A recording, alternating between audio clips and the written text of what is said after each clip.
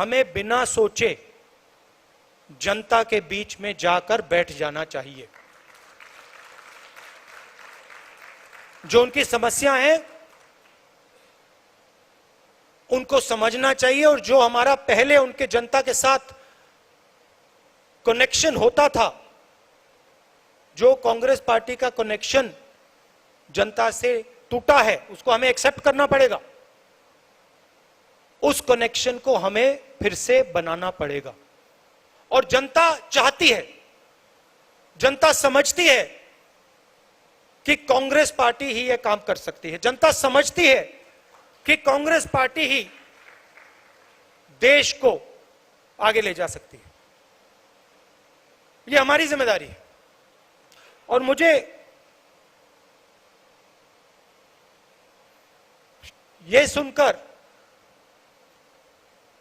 कि कांग्रेस पार्टी ने निर्णय लिया है, अक्टूबर में निर्णय लिया है कि पूरी की पूरी कांग्रेस पार्टी जनता के बीच में जाएगी, यात्रा करेगी, और जो जनता के साथ कांग्रेस पार्टी का रिश्ता था और है, उसको एक बार फिर से मजबूत करेगी। यही हमारे लिए रास्ता है। और शॉर्टकट से ये नहीं होने वाला है। मैं बता रहा हूं, जो सोचता है कि शॉर्टकट करके ये काम किया जा सकता है, ये काम शॉर्टकट से नहीं किया जा सकता है। ये काम पसीने से ही किया जाएगा, बिना पसीने नहीं किया जाएगा।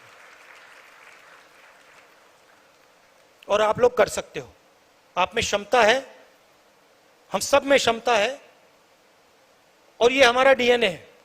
हम पैदा ही जनता से हुए, ये संगठन जनता से ही निकला है।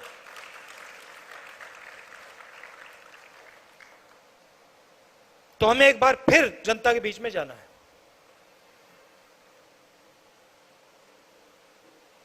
About the Congress party, many things have been discussed about our economic policies, about our political positions, about youngsters, the future of India's youth, the weaker sections, farmers. We had all these discussions, and we have prepared papers that give us a clear direction on where we have to go. But I do feel that there are some things which are already in those papers, which I would like to repeat here, which the Congress party must think very seriously about doing. I've said that we must have a mass contact program where all of us, regardless of our age, our position, where all of us go to the people of India and spend not 1 day, 2 days, but months with the people of India. Understand what the people of India want and what the people of India are saying. Understand what the farmers want, what the laborers want. This to me is the first step. The second step is transforming the nature of the Congress party. Not the nature in terms of its thinking, not the nature in terms of its ideology, but its nature in terms of the way we do our work. 21st century is about communication. And if there is one area where our opponents outdo us, it is in communication. They have much more money than us, and they are better at communication than we are. So we must think about communication, completely reform our communication systems, and communicate with the people of India, with the youngsters, in a new way. This is a recommendation that has already been made. I'm just repeating it. I think the idea that certain positions, certain numbers of positions should be for younger people is a very important idea. I am not saying that there should be no older people, but I am saying that when it comes to DCCs, when it comes to BCCs, when it comes to our leadership, we should have a healthy mix of youngsters and seniors. And I think the time has come where we aggressively do this. Where we aggressively put new DCCs, new BCCs. There are DCCs who have been there for 15, 20 years. We aggressively change these DCCs and BCCs and make them the pivot of the party and make sure that they are young, dynamic and fully trained in the ideas and the ideology of the Congress party so they can take on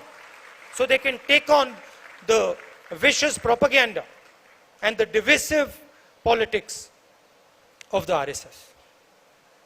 I also feel, and that has also been stated, that we must ensure the idea that one person per family should get a ticket. I know Venugopal has made a caveat to that, but I do think that it is very important that we limit the number of family members that are involved in our organization. Let them work, let them develop, and then let them join the organization. But we must not have a situation where 5 or 6 or 7 members of a family are in the organization. So I think these things are of importance. From my perspective, I am your family. You are my family. I don't see you, और मैं सिर्फ आपकी बात नहीं कर रहा हूं, हम परिवार हैं, और मैं सिर्फ आपके नहीं, यहां 500-600 लोग हैं, मगर मैं हर कांग्रेस के नेता की बात कर रहा हूं, कार्यकर्ता की बात कर रहा हूं. ये एक परिवार है और मैं आपके परिवार का हूं.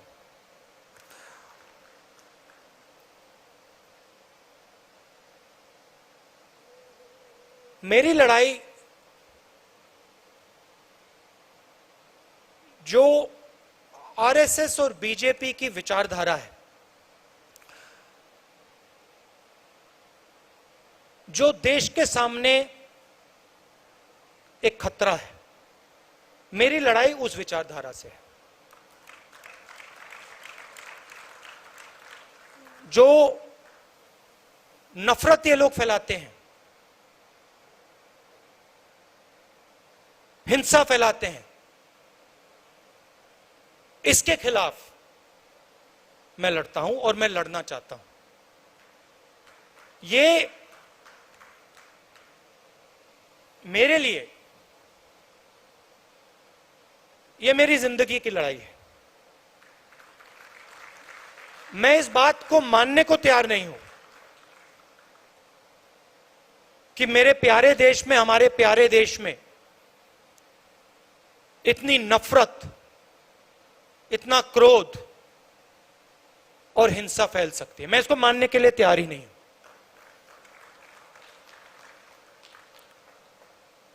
हमारे खिलाफ बड़ी शक्तियां हैं. आरएसएस, बीजेपी का संगठन, आजकल हिंदुस्तान के सारे इंस्टीट्यूशंस. ये आप मत सोचिए कि हम एक राजनीतिक पार्टी से लड़ रहे हैं. हम राजनीतिक पार्टी से नहीं लड़ रहे हैं. राजनीतिक पार्टी सिर्फ एक भाग है. हम हिंदुस्तान के हर इंस्टीट्यूशन से लड़ रहे हैं.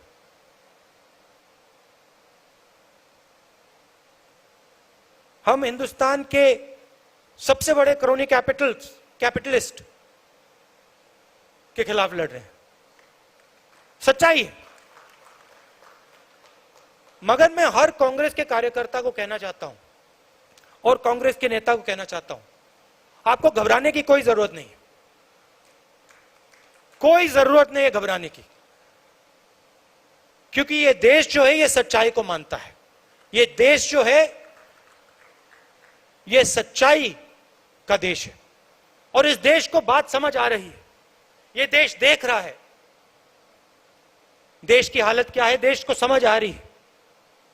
तो मैं आपसे कहना चाहता हूं कि मैं जिंदगी भर आपके साथ खड़ा हूं और इस लड़ाई को आपके साथ मैं लड़ने जा रहा हूं।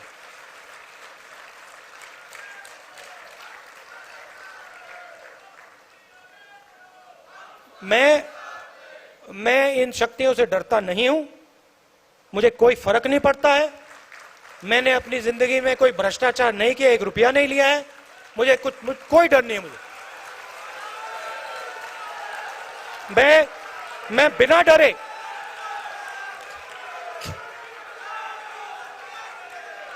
मैंने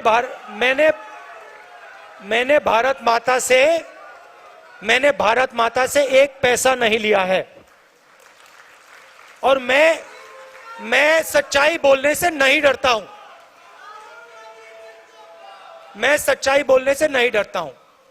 तो मैं आपको यह कहना चाहता हूं कांग्रेस के हर कार्यकर्ता से, यह लड़ाई हम सबकी लड़ाई है। इस लड़ाई में हम सब शामिल हैं। मैं आपके साथ शामिल हूं। हमारे सब सीनियर नेता हैं, कांग्रेस प्रेसिडेंट हैं। हम सब एक साथ मिलकर बीजेपी और आरएसएस के संगठन को और उनकी विचारधारा को हराकर दिखाएंगे।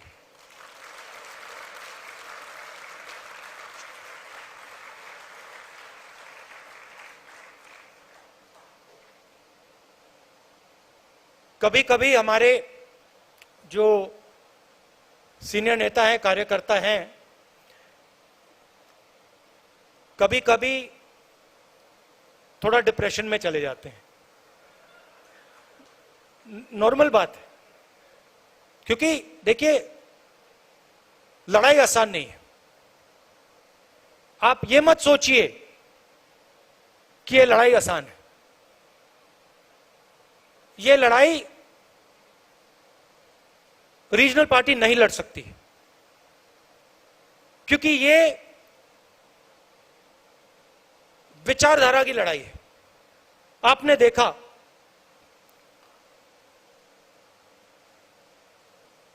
एक विचारधारा आरएसएस की विचारधारा कांग्रेस की विचारधारा के खिलाफ लड़ रही है। बीजेपी कांग्रेस की बात करेगी, कांग्रेस के नेताओं की बात करेगी, कांग्रेस के कार्यकर्ताओं की बात करेगी, मगर रीजनल पार्टी की बात नहीं करेगी, क्योंकि वो जानते हैं कि रीजनल पार्टी जो है उनकी जगह है, मगर वो बीजेपी को नहीं हरा सकते हैं, क्योंकि उनके पास विचारधारा नहीं है। अलग अप्रोच है उनकी। हमारी एक सेंट्रलाइज्ड एक अप्रोच है और हमारी विचारधारा की लड़ाई है। तो ये आसान लड़ाई नहीं है और ये राजनीतिक लड़ाई भी नहीं है। ये देश के भविष्य की लड़ाई है और देश को बचाने की लड़ाई है। और आपको दिखेगा, अभी ये लड़ाई शुरू हुई है, आने वाले समय में आपको दिखेगा हिंदुस्तान में आग लगेगी। मैंने कोविड की बात की थी, याद रखो, मैं बता रहा हूं, जितना ये इंस्टीट्यूशंस को तोड़ेंगे, जितना ही हमारे स्टेट्स के बीच में, धर्मों के बीच में, जातों के बीच में कॉन्वर्सेशन को खत्म करेंगे, दबाएंगे, उतनी जोरों से आग लगेगी देश में। मैं साफ बोल देता हूं। और कांग्रेस पार्टी का काम उस बातचीत को, उस कॉन्वर्सेशन को फिर से शुरू करने का है। कांग्रेस पार्टी का काम हमारे जो इंस्टीट्यूशंस हैं उनको, उनकी रक्षा करने का है। ये हमारा काम है, ये कोई रीजनल पार्टी नहीं करेगी, बीजेपी नहीं करेगी, आरएसएस नहीं करेगी, कांग्रेस पार्टी ही करेगी। हमने कभी भी हिंदुस्तान के इंस्टीट्यूशंस पर आक्रमण नहीं किया। हमने कभी भी कांग्रेस पार्टी के कार्यकर्ताओं को छुपा छुपा कर हिंदुस्तान के इंस्टीट्यूशंस के अंदर नहीं डाला। आरएसएस और बीजेपी ये काम कर रही है, सिर्फ इंस्टीट्यूशंस में नहीं, हर जगह ये अपने लोग डाल रहे हैं। और इससे जो कॉन्वर्सेशन होता है, जो बातचीत होती है लोगों के बीच में, वो खत्म होती है। एक तरफ बेरोजगारी, युवाओं को रास्ता नहीं दिख रहा है, महंगाई, और दूसरी तरफ आप हिंदुस्तान के इंस्टीट्यूशनल स्ट्रक्चर को तोड़ रहे हो। हिंदुस्तान के बीच में जो बातचीत होती है, कॉन्वर्सेशन होता है, उसको बंद कर रहे हो।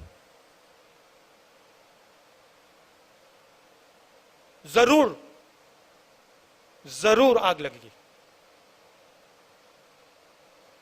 और हमारी जिम्मेदारी है कि वो आग ना लगे। हमारी जिम्मेदारी है कि हम जनता के बीच में जाएं और जनता से कहें कि आपको बांटा जा रहा है, आपको तोड़ा जा रहा है, और इससे देश मजबूत नहीं होता है, इससे देश कमजोर होता है, इससे आपको हमें फायदा नहीं होगा, इससे नुकसान ही नुकसान होगा।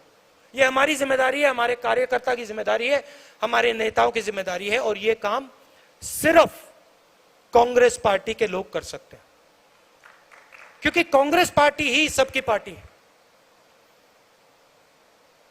इस देश में कोई ऐसी जात, कोई ऐसा धर्म, कोई ऐसा व्यक्ति नहीं है जो कह सकता है कि कांग्रेस पार्टी ने अपने दरवाजे मेरे लिए बंद कर दिए। कोई है ही नहीं इस देश में।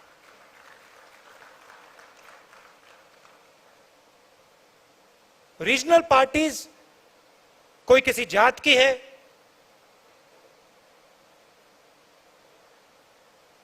वो सब की नहीं है। यही एक पार्टी है जो पूरे देश की पार्टी है। तो मैं आपको यह कहना चाहता था कि घबराने की कोई जरूरत नहीं। हम सड़क पे उतरेंगे और बीजेपी आरएसएस की विचारधारा से जैसे कांग्रेसी लड़ते हैं, पूरा दम लगा के हम लड़ेंगे।